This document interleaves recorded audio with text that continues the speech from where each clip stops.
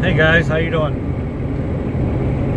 I'm currently on the job right now. Sorry if the camera's a little shaky. I'm using my cell phone with one of those little suction cup kind of mounting stands. You know, I've got it just suctioned to my windshield here. I've got it to where I can be driving and still looking forward, but I guess we'll attach this part to part of the vlog videos. We'll try this vlogging thing out. I've really never done it before, but seems, I guess, relatively easy. You just record what you're doing every day, or that day, whatever. But anyhow, right now I am headed to Memphis, Tennessee. Taking a pump over here to get it rebuilt for work. Hopefully everything goes great, but yeah, that's currently what I'm doing now. I've had a lot of people on Facebook talking about one of my posts that I posted up in a Facebook group page, rather. I posted a whole list of detailed parts that I've used for my LS swap on the 84 C10. I created a file inside of that page, and it gave part numbers, how much I gave for everything, where I got it from, and what it was. So if you want, it's I've been on the page for a long time, and I go to it every day. I'll put the name of the page down in the bottom of the description of this. But anyhow, if you want, you can go there. It's all about LS swapping the square body trucks. You can check it out. But anyhow, in that page, I posted a file, and it shows every bit of that, all the way down to the cent that I spent on it, including shipping on the parts that I've got. I included the price of the truck that I bought, the 84 Chevy, included the price of the donor vehicle that I bought for the motor, transmission, wiring harness, the computer. I also posted what everything cost me, and I also posted what I made after selling stuff that I didn't need no more, such as the stock motor and transmission. I had a buddy that was interested in that, so he offered to buy the hooker cast iron manifolds for the LS swaps. He bought those, the hardware for it, donut gaskets, bolts, nuts, and the flanges, all of that. So I gave him the motor, and the rest of the donor vehicle, I parted that out, and I ended up making like $35 over what I paid for that donor vehicle. So I took all of that, the motor and the vehicle that I sold parts from, and I subtracted that price from the total price of what I've got in the truck. The overall price in the whole build, counting the wheels, tires, everything, it's some people would think it's high, but to me it's not. It's just about $7,000 roughly, by the time I subtracted the amount that I did sell for the donor vehicle and the motor and transmission from the stock 84.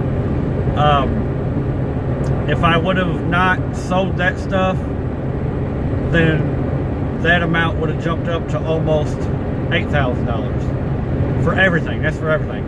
Now, as far as the total for the LS build, just to do the LS swap, again, you can subtract what I gave for the donor vehicle, because I sold that and I made a positive $35 off of that. And I got to keep the motor, the transmission, the wiring harness, and the computer from the donor vehicle. I also, I guess you could say, I sold the motor and transmission that came out of the 84. So after doing that, I've got roughly $2,200–2,300 just in doing an LS swap. Right at $3,000 if I wouldn't have sold none of the extra parts. There's a lot of people that says, well, you know, that's probably taking the cheap way out. No, it's not. The parts that I used on it, they were good quality parts. I did get lucky, and I chanced, but I wouldn't recommend anybody else. I chanced ordering a Walboro 255 in-tank high-flow fuel pump. I ordered that, I think, from Amazon or eBay, one of the two. I got lucky, and it was a real authentic Walboro pump. I wouldn't take that chance again because I honestly didn't know that I got lucky, because after I had purchased it, I've talked to a few people that have done that, and they actually got a Chinese knockoff, which was a fake one. I got lucky and got a real one. You can go to a website called fuelpumps.com, and they have authentic Walboros. But anyhow, I got mine for like $63 or $64 shipped to me. On the fuelpumps.com site, they're a little higher than that. But either way, I've had people say, well, you know, you cut corners or something like that. I didn't. My exhaust work, the parts come up to almost $400. That's not having the exhaust ran from the manifold out to the back. That was another $400 just from my local shop. And I had dual exhaust Flowmaster Super 40s with 2.5-inch exhaust pipe and an X pipe. So I've got right at $800 into my exhaust. The fuel system, just in fittings alone, I've got well over $200-something. I ran as much of the original stock hardline that was on the truck. I ran as much of that as I could, because the more rubber line you use, or steel braided line, the more you use, the more likely of a chance that you're going to have later down the road that line could collapse. I mean, it's not a steel tube. Yeah, I could take a chance of my gas lines rusting, but they were in great shape, so I used as much as I could. And I used as less possible as I could of the steel braided hose. The swap mounts, they're a good quality. I like them. I have no problems with them. It makes my motor set up a little higher, and it allows me to use the stock AC compressor down at the bottom in the stock location. I may have to notch the frame maybe that much, just enough to get my lines to hook up onto the compressor. Other than that, I don't have to really do no notching. Some people have gotten by using the same mounts and not had to notch, so I'm gonna look into that further and see how well that works. I'm also I use the PCM mount. I ordered the PCM mount and the engine motor mount adapter plates. I ordered both of those from a company called TJ's Steel Works. Really great guy. He honestly is the one that has helped me a lot as far as what parts I should use. This dude has an awesome shop, and he's doing great because he's had to expand and build a whole new facility. He does great quality work. He's also on the group page that's going to be down at the bottom of this. He's very helpful.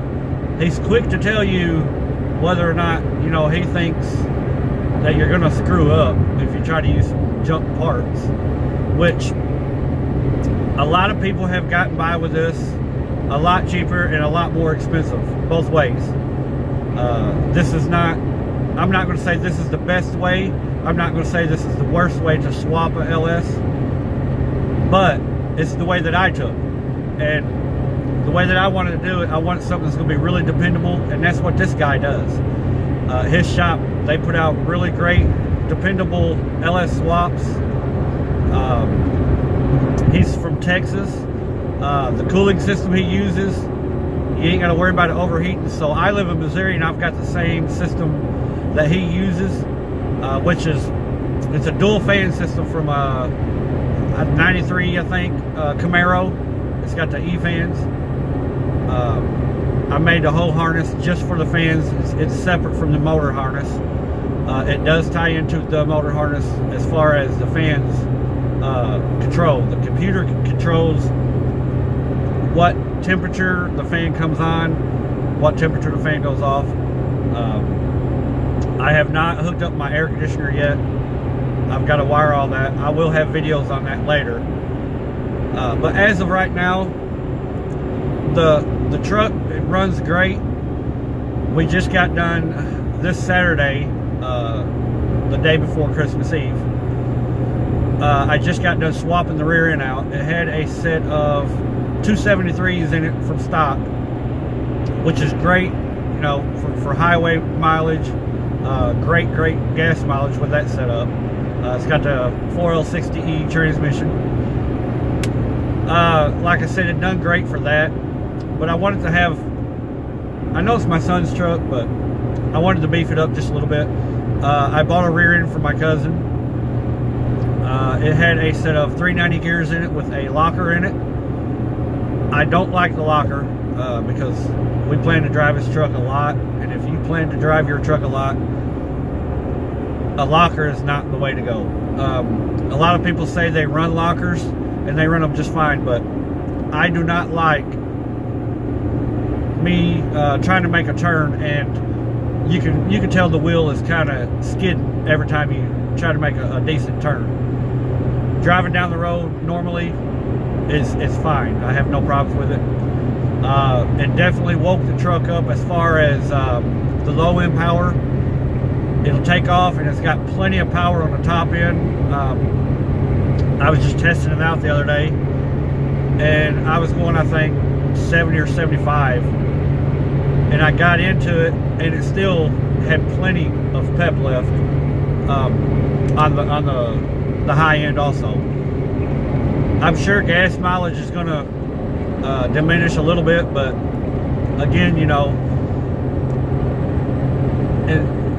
I'm saying this truck is for my son, but also I get to play with it for 5 years because he's only 11 and this is going to be his first vehicle. But we've got smiles for miles. I mean, my son, I'm tickled to death because he's helped me a lot, you know, on this. I've had a good buddy by the name of Noah. He's helped me a whole lot. But the memories that I've made with my son doing this, and the memories I've made with him smiling after he's seen me put the wheels and tires and lower it down, it has totally put a big dent into my heart, you know, honestly. Call this mushy if you want, but that's what it's all about for me. This is going to be his first truck, and I wanted to build him something that he didn't have to worry about, you know, code nature or nothing like that. It's very dependable. Don't get me wrong. I'm not knocking the older style, you know, 350 blocks or nothing like that. But when he gets 16 and he pulls up to the school in his truck, I'm not bragging on myself, but he'll turn heads because I'm going to say that there's going to be no other kids there with a truck like his. It's something that I'm sure he'll be proud of. But at first, when we first started working on it, he was kind of iffy. He really didn't want the old truck. He said, "Dad, I'd rather have your new truck." And I said, "You know, whatever you want." But I knew the outcome of the truck, he would change his mind. So I just let him make his mind up on his own through the whole process. But in the back of my mind, I knew which one he was going to end up wanting to go with. And as soon as we got the wheels and tires on it, we went with some Riddler 695s. It's the gunmetal silver with the chrome lip, or the brushed aluminum lip. And we went with 20 by 8.5s up front and 20 by 8 or 20 by 10s in the rear. The tires on the back are 275/45 20s, and the tires on the front are 245 or 275/40 in the rear and 245/45 in the front. The lowering kit I ended up putting on it equaled out to be a 5.7 drop. I bought some CPP lowering spindles, drop spindles for the front. It was 2.5 inch, and then I bought some 3/4 ton springs for the front, and I cut 1 1/4 spring off of that, and that ended up dropping me down 5 inches in the front. And then the back, I did a drop or a flip kit brackets, just the brackets themselves. With I also put I had an overload spring on the bottom. I took that off. I cut that down to size. It's about 6 inches long. And I also put that on top of the spring, and then I put my flip kit on top of that. That lowered that down 7 inches in the rear. To me, it's about right where it needs to be. The back could come down about another inch to make it look, just to be completely level. But after we did that and I pulled it out of the shop and I showed him, he's like, "Dad, I want the 84." Which, like I said, it tickled me to death, because I knew what he would want after the truck was done. We are still going to paint the truck, but as of right now, I'm not rich. I'm just a city worker. I work for my local city. I'm the supervisor over the water sewer department. I don't make a lot, but I make enough that I live comfortable. We are going to get the truck painted. It's going to be, if you'll look at the 2017 Camaro paint, the blue, I believe it's called a Hyper Blue. It's got a metallic in it. We're going to paint it either solid blue, or it's going to be a two-tone with a gunmetal silver two-tone. But, you know, just to tie in something with the wheels. Other than that, we later we plan to upgrade the radio system, the interior. But yeah, that's basically it. I don't know if this is a vlog or just me talking about the whole build. But anywho, yeah, that's the LS part of my life, I guess. What do y'all guys do? Like, what type of work? What kind of work do you do that helps you supply the funds for your hobbies? Put it down in the comments. I may do some kind of giveaway. As a matter of fact, let's see. We will do. I'll do a giveaway. I'm not sure what I'll give you, but it'll be something. I don't know, something cool. Something maybe to do with an LS swap or something.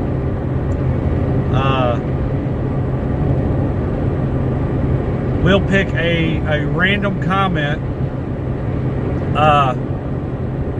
Let's see. I don't think I'll get any more than 200 comments on here. And what I'll do is I'll pick a random number between 1 and 200. And on your comment, just leave a number that nobody else before your comment has left, between 1 and 200. And if I get, I'll draw until I get a number that has been posted. If the number has not been posted, then I'll keep drawing. Let's see, we'll give this video 1 month. Just because I know I don't get a whole lot of traffic on my site or my Facebook, or I don't get a whole lot of traffic on my YouTube, not compared to some people. So we'll give this video 1 month from when it is uploaded till to do the giveaway, and I'll comment onto your comment and say you're the winner, and I'll give you a week after that to reply, a way to contact me or message me or something, your address, and I'll ship it out to you. Like I said, I don't know what it's going to be yet, but I've never done this either, so yeah. Sorry I'm not looking at the camera a whole lot, but I am driving after all. You know, there's other people on the road, and I've got a family to get back home to. Maybe I should just use this thing to start recording other people and how they drive. Yeah. For all you other YouTubers, what kind of camera do y'all use, and also what kind of editing software do you use? I use Power Director video editing software. To me, it's real easy. The videos render relatively quick. I like it. Overall, it's really easy to use. It's not nothing that's real major or hard to try to figure out how to use. You can do a lot of editing stuff in there. You can do a whole lot more than what I do. I mean, as you can see, my videos, I don't edit a whole lot. But, yeah. So anyhow, guys, this is just me in my everyday life. This is what I do. And this video is getting long enough. I've already been talking to y'all for 22 minutes now. So tell me what you want to see, like in my video vlogs or something like that. I don't really know how you do it all, but you're getting lucky in me vlogging this, you know, me going to work or me at work. Any other time I will not vlog me working. That's just not something I really like to do. Some things are better off just left at work. So, and I'm not sure y'all want to see my work, the water, and definitely not the sewer side of it. But anyhow, if I do continue to vlogs, I'll try to vlog at least once a week or every other week or something like that. Whatever y'all think I should do. It'll probably be on like a Friday afternoon, Saturday, something like that, over the weekend. But anyhow, yeah. If you like the video, please share it. If you haven't already, sub to my channel. Leave a comment. It always helps. I know I'm ugly. I know I got a flat nose, crooked cheese, and I'm a hair lip guy. So you can't really, comment down below knocking my looks, because I already know I'm ugly. But